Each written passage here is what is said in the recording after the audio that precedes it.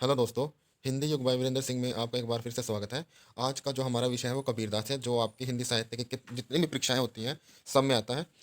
तो आइए कबीरदास के बारे में जानते हैं। कबीरदास जो शब्द है वो फारसी शब्द है, ठीक है, और जिसका अर्थ होता है महान। उसके बाद जो इनका जन्म है 1398 ईस्वी मान्य है, जो ज्येष्ठ पूर्णिमा विक्रमी संवत 1455 और सोमवार का दिन था। और ये किसके कबीर चरित्र बोध के अनुसार है, ये जो इनका जन्म बताया गया है वो कबीर चरित्र बोध के अनुसार।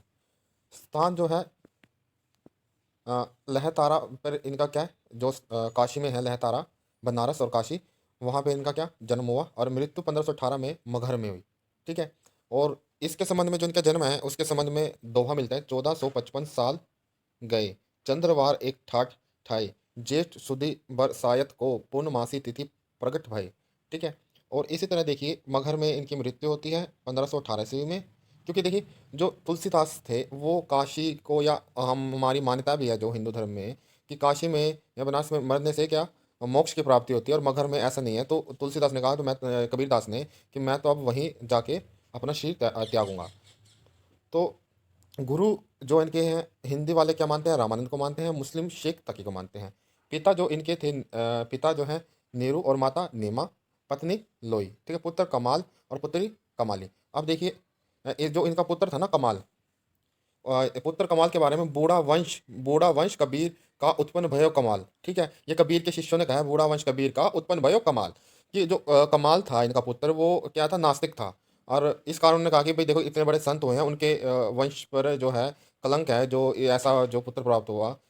तो ये कोई ज़रूरी नहीं है कि भाई संत है कोई तो उसकी जो दोस्त मित्र जो उसके परिवार होगा वो भी उसी तरह की। एक परिवार में ये हो सकता है कि मतभेद भी तो हो सकते हैं ना। जैसे गुरु नानक देव के पुत्र थे, उन्होंने श्रीनाथ, तो उन्होंने उदासी संप्रदाय अलग से किया था। तो इसी तरह क्या है कि जो कमाल है वो क्या था, नास्तिक था। तो इस कारण जो इनके कबीर के शिष्य थे उन्होंने ये कहा था, बूढ़ा वंश कबीर का उत्पन्न भयो कमाल। और जिनके पुत्र कमाली थे वो कृष्ण भक्त थे। देखिए ये निर्गुण धारा में आते हैं कबीर, ठीक है। और जो कमाली इनकी पुत्री वो कृष्ण कृष्ण भक्त थी। और जो राम कुमार वर्मा है ना, इनकी एक और दो दो विवाह मानते हैं। जैसे और उनसे रमजनिया नाम की एक दूसरी जो स्त्री है, उसको क्या मानते हैं, इनका इनकी दूसरी पत्नी मानते हैं। और उससे दो पुत्र हुए, पुत्र पुत्री निहाल और निहाती। ये कुछ ना देखो, जैसे इसमें क्या कमाल और कमाली, निहाल और निहाती, इसमें क्या रहता है कि उस वक्त मान्यताएं रहती हैं समाज में जो है ना, एक किदवंतियां फैल जाती हैं। और देखिए इसमें कमाल कमाली मिलता जुलता है ना, निहाल निहाली, शायद दो संप्रदाय अलग होंगे, वो कमाल और कमाली को ऐसा मानते हो, निहाल और निहाती मानते हो, लोई को रमजनिया मानते हो। तो कहीं इस तरह का तथ्य मिला, तो इस कारण शायद राम कुमार वर्मा ने ये बात कही, परंतु प्रमाणिक क्या है, कमाल और कमाली, ठीक है। उसके बाद देखिए डॉक्टर राम कुमार वर्मा, डॉक्टर गोविंद त्रिगुनाथ पीतम्बर दत्त बर्थवाल, सरनाम सिंह ने इनका जन्म जो मगहर में जन्म स्थान माना है, ठीक है। पर इनकी ये गलत है, क्योंकि इनकी जो मृत्यु मगहर में हुई थी। कौन कौन, राम कुमार वर्मा, सरनाम सिंह, गोविंद त्रिगुणात, पीताम्बर दत्त बर्थवाल, ठीक है। और उसके बाद देखिए आचार्य रामचंद्र शुक्ल, श्याम सुंदर दास, आचार्य परशुराम द्विवेदी, प्रभाकर माचवे, स्वयं कबीर ने भी अपना जन्म स्थान काशी में माना है। काशी में हम प्रगट भय रामानंद चेताए, ये कौन कह रहा है, कबीर कह रहा है। देखिए काशी में हम प्रगट भय रामानंद चेताए, तो ये किसने कहा, कबीर ने कहा है। तो ये ठीक है। और कौन इनका जन्म काशी में या बनारस में मानता है, रामचंद्र शुक्ल, स्वयं श्याम सुंदर दास, परशुराम चतुर्वेदी, प्रभाकर माचवे और कबीर। इनका खुद कबीर अपना जन्म काशी मानते हैं। ये क्वेश्चन भी कई बार आ चुका है। सिकंदर लोधी के समकालीन थे, ठीक है। सिकंदर लोधी ने इन पे काफ़ी अत्याचार भी किए हैं। कबीर के जन्म के संबंध में जो विभिन्न विद्वान हैं उनके अनुसार क्या है, देखिए बील जो है ने 1490 ईस्वी में, फुकहर 1400 से 1518 ईस्वी का समय मानते हैं। मैकालिफ हैं वो 1300 से 1420 ईस्वी मानते हैं। बेस्कट और स्मिथ 1440 से 1518 ईस्वी मानते हैं। शुक्ल जो सबसे ज़्यादा प्रमाणिक है, तो बस वो आपको इतना याद करने की इतनी जरूरत भी नहीं है, अगर आप ये भी रख लो, ये वाला राम कुमार वर्मा और आचार्य रामचंद्र शुक्ल जो है 1318 ईस्वी से तो 1518 ईस्वी सर्वमान्य मत है। और 1518 में इनकी मृत्यु हुई थी, ये भी प्रमाण, ठीक है। देखिए प्रमाण क्या है, संवत 1575 कियो मगहर को गोन, संवत 1575 कियो मगहर को गोन, माघ सुदी एकादशी रलियो पौन में पौन। अब जो इसमें देखिए ना, यहाँ पे क्या यमक अलंकार भी बन जाता है अगर इस लाइन में आ जाए ना, कि माघ एकादशी रलियो पौन में पौन, ये पौन है और ये पौन है। पौन क्या होता है, पवन होती है, ठीक है। पवन इनका जो पौन का अर्थ है वो पवन है। और जिस पहले वाले पौन ईश्वर के संदर्भ में, दूसरे वाले जो पवन है वो श्वास के संदर्भ में, जो श्वास है ईश्वर में लीन हो गई थी। तो इस तरह, और भक्तमाल की जो टीका है, एक प्रियदास जो नाभादास के भक्तमाल, उसकी जो टीका है वो रसबोधिनी नाम से 1645 ईस्वी में क्या प्रियदास ने लिखी थी। और ये जो श्लोक मिलता है, जो ये पंक्तियां मिलती हैं, 1575 कियो मघर को गौन माघ सुदी एकादशी रलियो पौन पौन, तो ये भक्तमाल में मिलती हैं। और भक्तमाल किसकी है? नाभादास की। रसबोधिनी टीका उसकी क्या है? टीका है भक्तमाल की, और प्रियदास नाम के व्यक्ति ने लिखी है 1645 ईस्वी में। उसके बाद देखिए, कबीर परिचय अनंत दास के से, जो काशी मरे मोक पावे, वो मैंने आपको बताया था ना, जो काशी मरे मोक पावे, राम ही कौन निहोरा। तो आगे देखिए, कबीर भक्ति काल के निर्गुण काव्य धारा में ज्ञानाश्री शाखा संत काव्य धारा के कवि थे। रचनाएं, अधिकांश विद्वान कबीर की ही एक ही रचना मानते हैं, बीजक को। बीजक के पदों का संकलन जो है इनके शिष्य धर्मदास ने किया थे। काफ़ी अमीर थे धर्मदास, बनिया समाज से थे। तो इन्होंने अपना सारा जो संपत्ति थी कबीरदास के मिशन में लगा दी थी। और उसके बाद यही इनके अगले जो गद्दी के वो थे, धर्मदास ही बने थे। डॉक्टर नगेंद्र ने कबीर के कुल 63 रचनाएं मानी है, प्रकाशित जो है 43 मानी है। ठीक है, इसमें से जो महत्वपूर्ण है वही बता देता हूँ मैं। देखिए, अनुराग सागर, विवेक सागर, मोहम्मद बोध, हंस मुक्तावली, ज्ञान सागर, अक्षर बोध की रैमनी, ब्रह्म निरूपण। ठीक है, ये जो डॉक्टर नागेंद्र है वो मानते हैं अनुराग सागर, विवेक सागर, मोहम्मद बोध, हंस मुक्तावली, सागर, ज्ञान सागर, अक्षर बोध की रैमनी, रैमनी होता है रामायण। ठीक है, ब्रह्म निरूपण। ये और भी हैं, ये थोड़ी महत्वपूर्ण थी, वही वही लिखी हैं, क्योंकि ज़्यादातर इनके बीजक के बारे में प्रश्न आता है। कबीर पढ़े लिखे या अनपढ़, इसके संबंध में हजारी प्रसाद जो द्विवेदी हैं, जो वो क्या मानते हैं? पढ़े लिखे। जॉर्ज ग्रेसन भी, नंदलाल वाजपेयी और गणपति चंद्र गुप्त, इन्हें क्या मानते हैं? पढ़ा लिखा। और अनपढ़ कौन मानते हैं? स्वयं कबीर अपने आप को अनपढ़ मानते हैं। उनके कागज देखे ना, कागत मासी छुयो नहीं कलम गही नहीं हाथ। तो इन्होंने जो है कागज और कलम को हाथ नहीं लगाया था, ऐसा इन्होंने खुद ही स्वीकार किया है। उसके अलावा शुक्ल, श्याम सुंदर दास, गुलाब राय, पीतम्बर दत्त, बर्थवाल, ये अनपढ़ मानते हैं। ठीक है, शुक्ल, श्याम सुंदर दास, गुलाब राय और पीतम्बर दत्त। ठीक है, और जो पढ़े लिखे मानते हैं, हजारी प्रसाद द्विवेदी, गेयरसन, नंद दुलारे वाजपेयी और गणपति चंद्र गुप्त। अब आगे देखिए, मांसाहार निषेध, वैष्णवी दया, जो इन्होंने जो मांसाहार का निषेध करते थे कबीरदास, और रामानंद संप्रदाय से रखा इन्होंने। ठीक है, और उसके बाद जो है हठ योग साधना प्रणाली, है जो है का जो अर्थ है इसमें हठ योग में, सूर्य, ये क्वेश्चन भी आया हुआ है। ठह का जो है चंद्रमा। तो ये नाथपर संप्रदाय से लिया है कबीरदास ने। हठ योग की साधना जो पद्धति है वो किससे ली है? नाथ संप्रदाय से। मायावादी अद्वैतवाद शंकराचार्य से। प्रेम साधना सूफी कवियों से।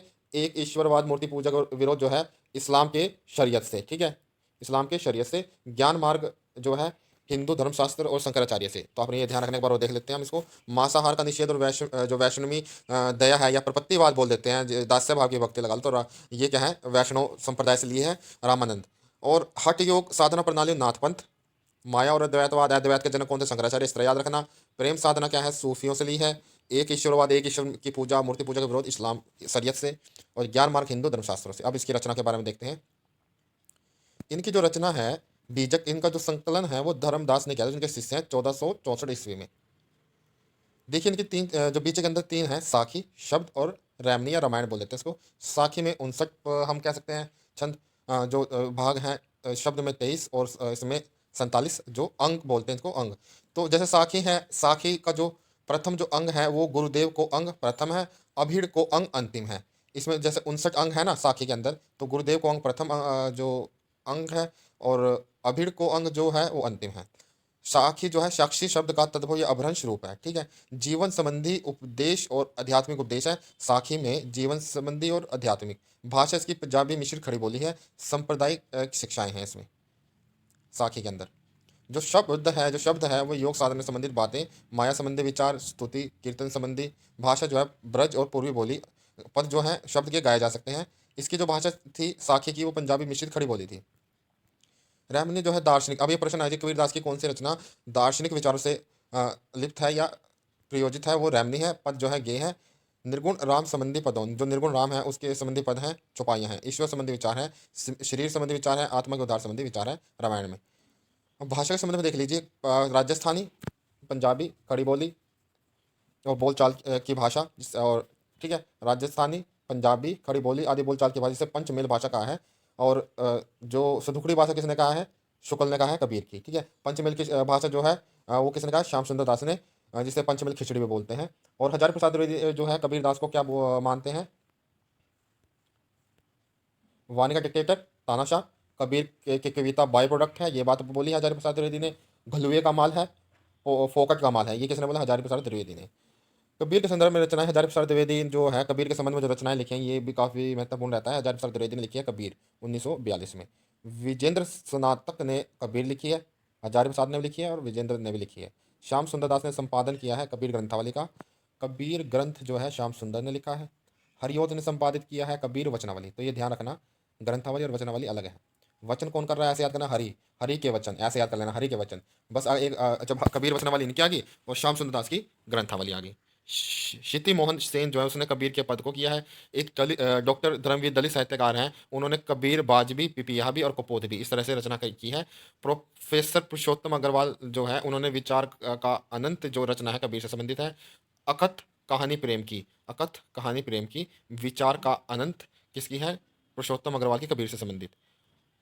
मुकुंद दास कृत कबीर चरित्र 1651 ईस्वी में। राधो दास कृत जो है भक्तमाल 1660 में। ठीक है, उसके बाद देखिए बच्चन सिंह। बच्चन सिंह क्या कह रहे हैं? कबीर का भक्ति आंदोलन विद्रोह मूलक या प्रोटेस्ट, तो गोस्वामी का प्रतिरोधात्मक रिजेस्टेंस। ठीक है, ये इसने कहा है। कबीर ये बच्चन सिंह कह रहे हैं। जो क्या है महत्वपूर्ण पंक्तियां जो क्वेश्चन पेपर में आती हैं उसके बारे में देख रहे हैं अब हम। कबीर, अगर आपको ये क्लास अच्छी लगे ना प्लीज़ इसको लाइक और शेयर करें। इसमें आपको कबीर के जितने भी क्वेश्चन आ सकते हैं ना सभी के सभी लेने की मैंने कोशिश की है। ठीक है, तकरीबन इसमें से 90 से 99% रहने की उम्मीद है, इससे बाहर कुछ नहीं जाएगा। कबीर हिंदी कविता काव्य के प्रथम क्रांतिकारी पुरुष करता है।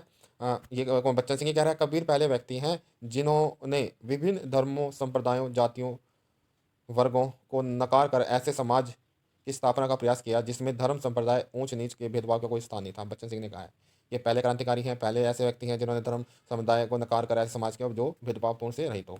मुक्तिबोध क्या कहते हैं? निर्गुण भक्ति मार्गी जातिवाद विद्रोही आंदोलन सफल नहीं हो सका। उसका उनका मूल कारण यह है कि भारत में पुरानी समाज रचना को समाप्त करने वाली पूंजीवादी क्रांतिकारी शक्तियां उन दिनों विकसित नहीं हुई थी। ये मुक्तिबोध ने कहा है। आचार्य शुक्ल क्या कहते हैं? ये काफ़ी महत्वपूर्ण रहते हैं। कबीर और तथा अन्य निर्गुणपंथी संतों के द्वारा अंतर साधना में रागात्मकता और जो भक्ति है और ज्ञान का जो योग है हुआ, पर कर्म की दशा में वो वही रही जो नाथपंथियों में के यहाँ थी। मतलब इसमें ये कह रहे हैं शुक्ल जी, जो कबीर और अन्य निर्गुणपंथी संत थे ना, निर्गुण धारा थी, उनमें जो अंतर साधन वो रागात्मक भक्ति तो आई, परंतु जो ज्ञान का जो भाव था या ज्ञान की जो पद्धति थी वो योग वाली ही जो थी वो नाथपंथियों वाली रही। रागात्मकता ये कि थोड़ी सी जैसे जो नाथ और सिद्ध थे वो थोड़े कठोर थे इस मामले में, पर जो संत थे उन्होंने सभी का कुछ ना कुछ लेके, जैसे कि उन्होंने प्रेम लिया सूफियों से, प्रपत्तिवाद, अहिंसावाद वैष्णव से लिया, इस तरह से सबका मेल करके ना एक थोड़ा सा उसमें लचीलापन लेके आए। ठीक है, तो वो तो थी, पर जो योग का मार्ग था जो इनके हट था वो नाथपंथियों से ही रहा, ये इसमें शुक्ल जी ने कहा है। भाषा बहुत परिष्कृत और परिमार्जित ना होने पर भी कबीर की उक्तियां कहीं कहीं विलक्षण प्रभाव और चमत्कार है। पर ये देखिए कई बार प्रतिभा इनमें बड़ी प्रखर थी, इसमें संदेह नहीं है। ये शुक्ल ने कहा है। ये सारी शुक्ल की पंक्तियां हैं। सूफी में जो प्रेम तत्व उन्होंने लिया, देखो अभी हमने बताया था, वह सूफियों के यहाँ चाहे काम वासना से ग्रस्त हो, जो सूफियों में जो प्रेम तत्व था वो बेशक काम वासना से ग्रस्त हो, पर जो निर्गुण पंथ में था ना ये अविकृत रहा, मतलब कि इसमें चेंज नहीं हुआ, ये शुद्ध रहा। इसमें क्या है जो है काम वासना का स्थान नहीं आया। ये इसमें क्या है शुक्ल जी क्या कह रहे हैं, ये जो है प्रशंसा की बात है। ठीक है, उसके बाद निर्गुण मार्ग के निर्दिष्ट प्रवर्तक कौन है? कबीरदास है, ये शुक्ल जी ने कहा है। उन्होंने भारतीय ब्रह्मवाद के साथ सूफी के भावात्मक रहस्यवाद, हठ योगों की साधनात्मक रहस्यवाद और वैष्णव के अहिंसावाद और प्रतिपत्तिवाद का मेल करके एक नया पंथ खड़ा किया। ये किसने कहा? शुक्ल ने किया। कहा है एग्जाम में है तो आपको ठीक करके आना है। उसके बाद देखिए इस शाखा की रचनाएं साहित्यिक नहीं है, फुटकल दोहे या पदों के रूप में है, जिसकी भाषा और शैली अधिकतर अव्यवस्थित और ऊटपटांग है। तात्विक दृष्टि से ना तो हम इन्हें पूरी तरह अद्वैतवादी कह सकते हैं और ना एक ईश्वरवादी कह सकते हैं। दोनों का जो मिला जुला भाव है इनकी वाणियों में मिलता है। हजारी प्रसाद द्विवेदी ने कबीर को नरसिंह अवतार की प्रतिमूर्ति कहा है। इस तरह ये आपकी जो कबीर से संबंधित क्लास थी वो समाप्त होती है। अगर आपको ये क्लास अच्छी लगे प्लीज़ सब्सक्राइब करें और शेयर करें, लाइक करें। धन्यवाद, मिलते हैं अगली कक्षा में।